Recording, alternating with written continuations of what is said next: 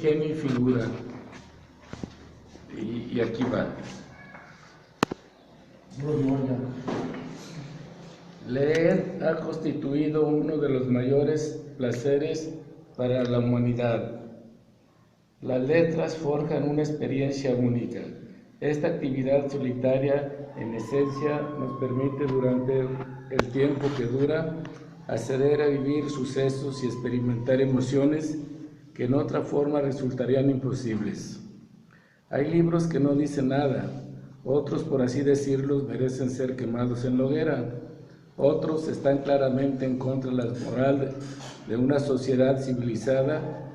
Dicen que la lectura es el viaje de los que no pueden tomar el tren.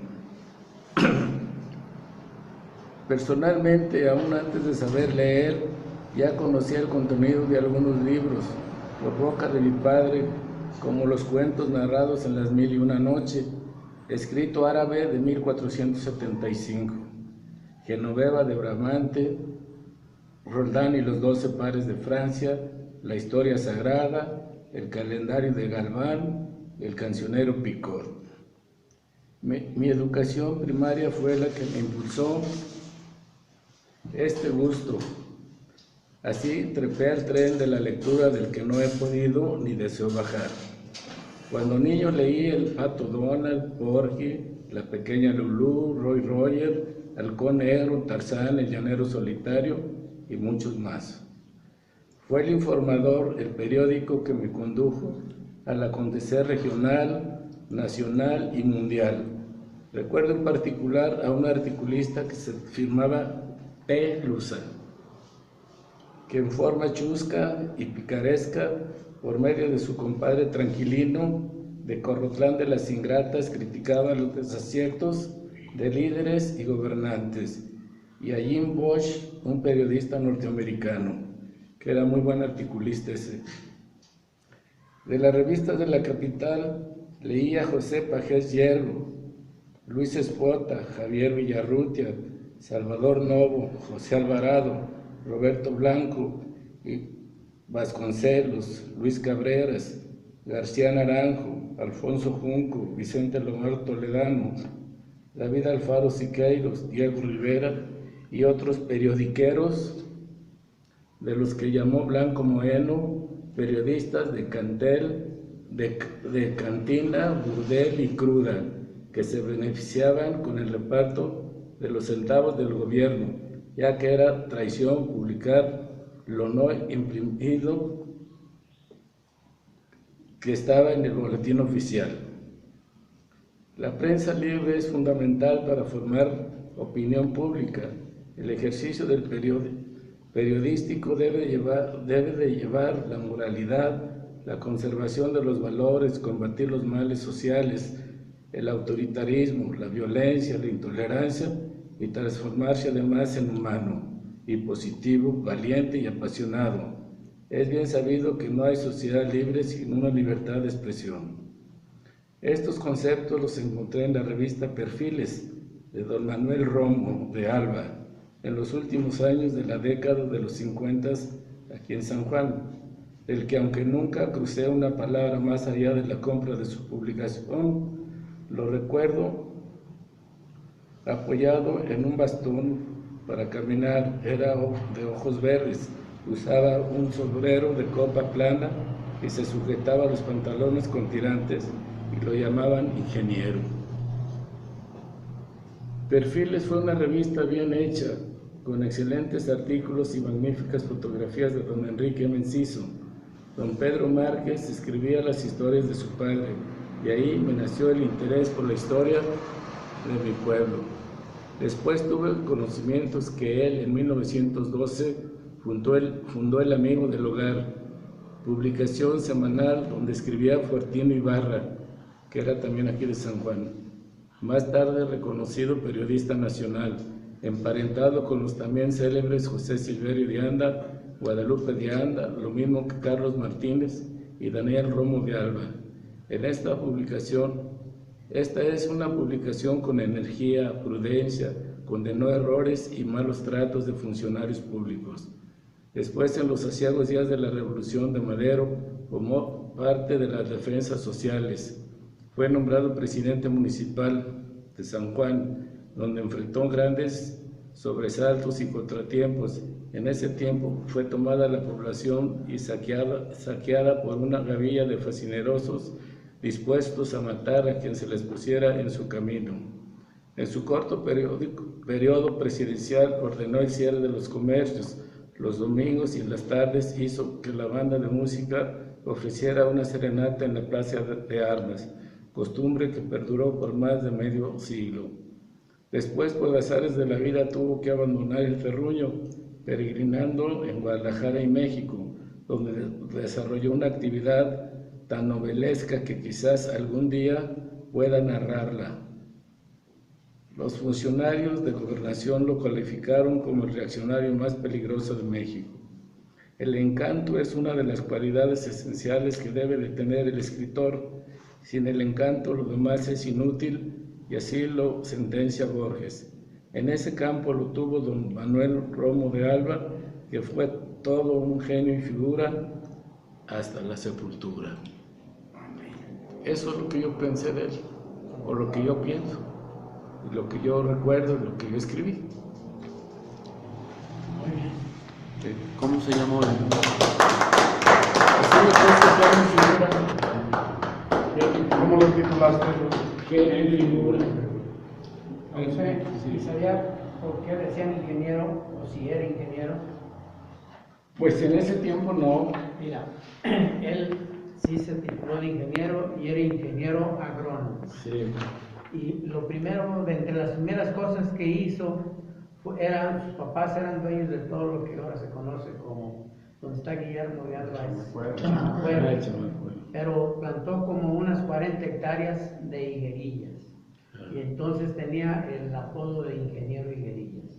Pero él sabía todo lo que se puede hacer con las higuerillas, que es una cantidad de cosas muy grandes y pocos conocen qué es lo que se le puede aprovechar a la higuerilla, sí, que todavía siguen haciendo por ahí sola, que tiene una particularidad que pocos conocen, que es cuando madura, lanza su semilla, a veces hasta 20 metros de donde está, para conservarse, se planta sola. Pues a mí esa fue una de las publicaciones que para mí era muy importante. Con todo respeto, Sí. en tu escrito vi que leíste el libro Gobernador de la Estrella. Está muy bien hecho tu resumen mental. Desde luego hay muchísimos detalles, pero sí mucho está tomado el Gobernador de las Estrellas. Creo que ese es un libro el que nosotros pensábamos publicar. Hubiera sido un éxito haber publicado. Sí. Ahora resulta que otra vez tiene interés Miguel Ángel de publicarlo, Rom, pero pues ahora, si quieres, tú publicalo, porque él pensaba que íbamos a hacer negocio. Yo le dije, no, tú publicalo, haces tú el negocio y nosotros te ayudamos a colocarlo. Por lo pronto, yo te compraría 10 libros, ¿no? Te compro 10 libros. Y así sí, nomás que no he leído El Gobernador de las Estrellas. Pero hace un retrato ahí. No, pero te lo platicaron porque es exactamente lo que está en sí. Exacto. Haz de cuenta que lo transcribiste. Y en cuanto a la higuerilla que dice don Ricardo, porque no es que fuera tonto, don Manuel Romo. Él estudió a final del siglo XIX, se abrió la escuela de agricultura en Chapingo. Y a él le tocó, en el 1910 ya andaban sublevándose contra Río Díaz, y iba al Limantur y le decía, muchachos, no se están fijando que van a acabar el país, lo único que está sucediendo son las fuerzas subversivas de Estados Unidos que quieren destruir a México, y no hicieron caso al Limantur, y él se arrepintió después, en el libro dice, me arrepentí de no haberle hecho caso al Limantur, y todo salió como él nos dijo. ¿Por qué sembrar higuerillas? 1911. Él egresa y está por ahí. ¿Cuándo empezó la Primera Guerra Mundial? 1914. Sí. El lubricante para los motores de avión de aquella época, porque empezaban los 1900, era aceite de ricino. ¿Y ustedes sabían que la higuerilla es el ricino? No. Es el ricino. Entonces el aceite de ricino, de higuerilla, era especial para los motores de avión. Y dijo, no hombre, pues con la guerra, lo que produzca ya tengo el mercado. Sí. Para cuando estuvo en producción sus higuerillas, pues la guerra ya se había acabado. Eso es... Porque yo en esta época tendría entre 9 y 10 años y recuerdo un artículo donde sale Blanca Guerrero en sus 15 años. Sí. Esa es una de las cosas que recuerdo. Bien, Recuerdo bien. más, pero de las que recuerdo. Y me gustaba a mí coleccionar la revista esa, nomás que pues como me iba y pues ya se perdía. Fíjate qué interesante nos documentaste ahorita, ingeniero, sobre ese tema.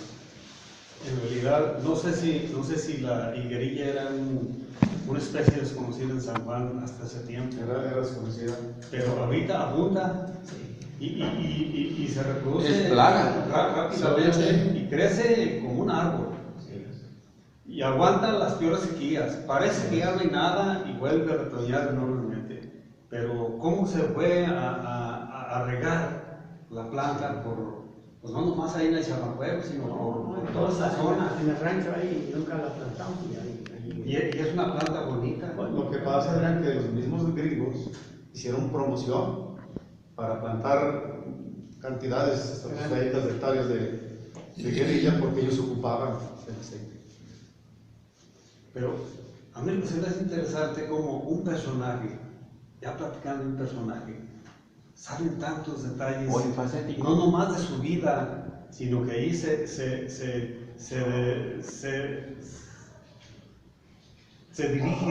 se dirige esta plática, puede haber un contexto internacional, la intervención de Estados Unidos en la política mexicana, alrededor de este personaje, la guerra mundial, Sí. alrededor de este personaje, cómo vas ampliando pues el tema cada vez más y más. ¿Por qué el alcalde Correlón? Cuando fue presidente aquí en San Juan. Fíjate. ¿Por qué vino aquí? ¿Por qué se murió él? ¿Por qué se murió allí? Pero fíjate que desgraciadamente para hacer cualquier investigación se necesita que te patrocinen, porque es mucho trabajo y tú lo sabes bien, que es mucho trabajo y es mucho tiempo y es mucho dinero. Y estos son recuerdos, se puede decir que son recuerdos, porque de hecho a mí me gusta recordar a la gente que tuvo que ver algo con San Juan. No, está bien. Es un personaje que yo pienso que no se le ha dado el valor No, que merece. no, Porque yo no creo que haya una calle que lleve su nombre. no, Más bien llama calles con nombres absurdos, sí, nombres absurdos que ponen, que no te dicen nada. nada. Yo luego, por ejemplo, pongo seguido el ejemplo calle Bolitas, que tenía un significado su nombre. Viene un gobernador tonto y le cambia el nombre por Libertad. ¿Qué sentido tiene ese nombre cuando hay libertad ¿De qué? en la calle Libertad en muchos lados? No tiene ningún sentido. No hay libertad ni para Y el cambiar otro sí nombre. tenía un significado muy grande. Sí. ¿Por qué? Por las Hablando de bolitas. lo que no tiene, de veras, en donde llegó Santiago del Papa, que no es un acontecimiento cualquiera, ese fraccionamiento se llama el Rosario, que más o menos dice o concuerda con un acontecimiento de eso. Pero está rodeado de calles como 5 de febrero, chinos, aztecas, Ah, la cantidad de nombres que no tienen Que no nada que tienen ver, relación. que cualquiera que pregunte dónde está la calle 5 de febrero se va a imaginar donde quiera menos en el fraccionamiento del Papa. Y lo más curioso, Ricardo, que tocando ese tema, que todos cultura en realidad y vemos la poca cultura que tenemos en la población, en ese fraccionamiento, así como ven nombres de personas, ven nombres de calles, que 24 de marzo, calle Lasallistas, calle, no tienen ninguna idea de haber hecho una nomenclatura acorde a la colonia, al lugar en que está.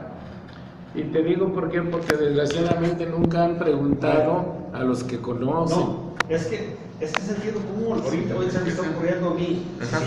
Si se llama el Rosario, pues vamos a poner nombres, buscar nombres, investigar nombres, Sí. que esté relacionado precisamente con el Con el Rosario. Rosario.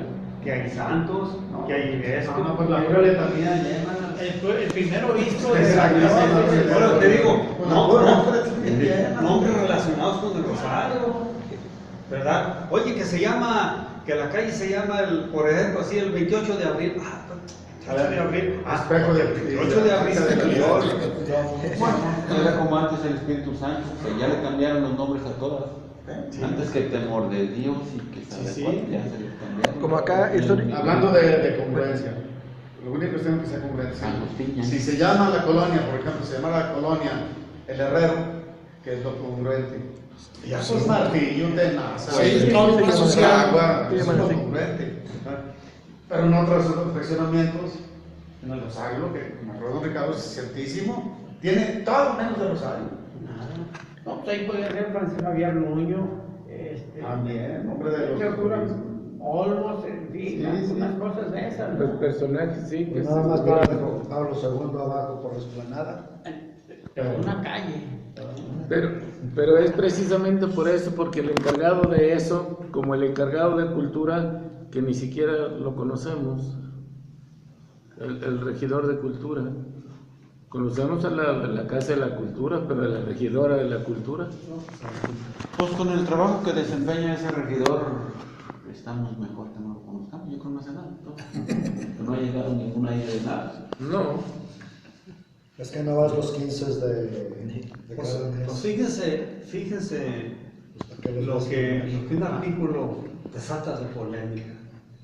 Y eso que no hemos tocado los puntos que se fue mencionando Chepe, las novelas, los cuentos,